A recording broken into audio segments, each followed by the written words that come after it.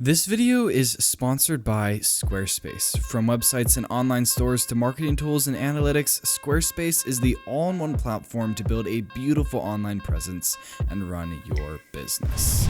What's going on, everyone? My name is Andrew. Welcome back to a brand new exciting video. Today we're doing a video about how to pose for travel photos. Now first off, right off the bat, right away, I just want to address the fact that I am by no means an expert in the field of posing. But in this video, I thought I could give you guys some insight on how to sort of pose for travel Instagram photos, because I know it's sometimes really difficult to strike the balance between natural and travel and adventurous. So today's video is going to be decently quick. I'm just going to give you guys 5 simple tips to improve your posing specifically for travel style photos. But before we do that, we're going to jump back a few hours today when I was going out to take an Instagram photo and I was implementing some of these tips and tricks to get a photo that I actually need for my Instagram. So we're going to jump back in time. Here we go.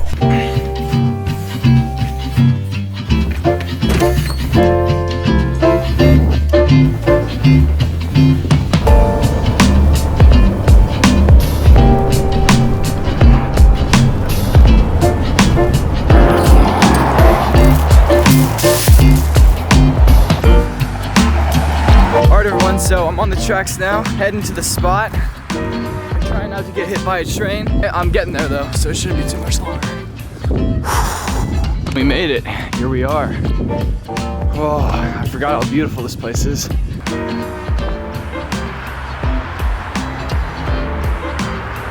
Really concerned that I'm gonna drop my phone through one of those cracks. I could get it, but it wouldn't be fun.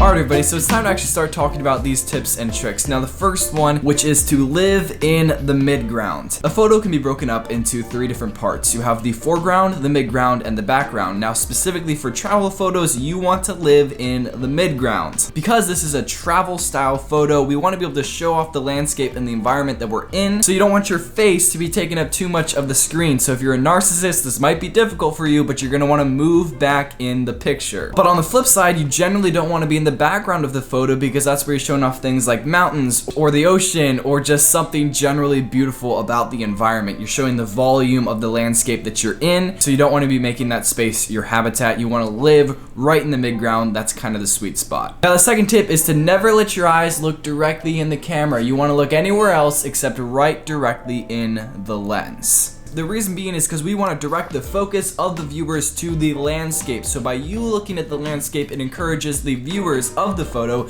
to also look at the landscape. If you check out Sam Coulter's page, I challenge you to try to find one single photo where he's looking right in the camera. If you look at Sam's photos, he's always looking around him, trying to show off the environment, and this is one of the key characteristics of a travel photo. Now the third tip is huge. You want to take a lot of photos. I mean a lot of photos. For me, I take almost all my photos on my own, so I use an intervalometer, and I set the intervalometer to be taking a photo every single second. If you're shooting with a friend, tell them to take a ton of photos while you're just moving in front of the lens. What this does is it enables you to just act natural. If you're taking a bunch of photos, you're taking a photo like every single second, you can literally just walk in front of the frame and just start moving. Move your arms, move your legs, jump up and down, just do fluid motions with your body, do fluid natural motions with your body, and if you take a bunch of photos, it gives you the flexibility to try out a bunch of different things. So real quick guys, I'd just like to take this moment to thank the sponsor of this video, which is Squarespace. Now the funny thing is that I've actually used Squarespace long before this sponsorship,